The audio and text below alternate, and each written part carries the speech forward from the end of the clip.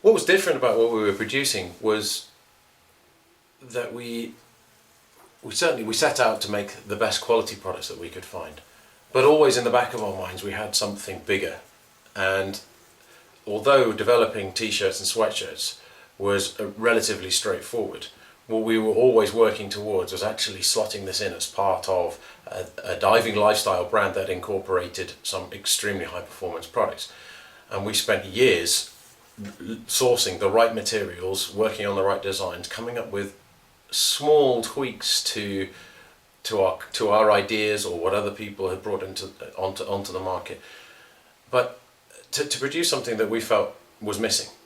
And both of us, having been passionate outdoor sportsmen, decided that the layering principle that was prevalent in pretty much every other outdoor sport, base layer, mid layer, outer layer, wasn't really being observed in diving, and we wondered why not. So our first product that we brought to the market was a base layer designed specifically for diving, and that was the Xerotherm base layer, and we launched that at the dive show in London in 2001, and we had one of them which went onto a mannequin to show people this is what we're thinking about, these are our ideas. And at the same time, we also launched the Thermocline, which is our neutrally buoyant alternative to a wetsuit.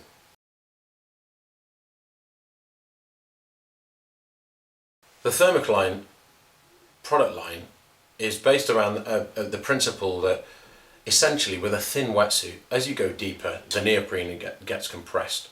And the job that a 2 or 3 mil neoprene suit does is essentially it's a membrane to stop cold water flowing over the skin, and potentially it traps a bit of water against the body, and your body warms that up, but it prevents flush through cooling your skin.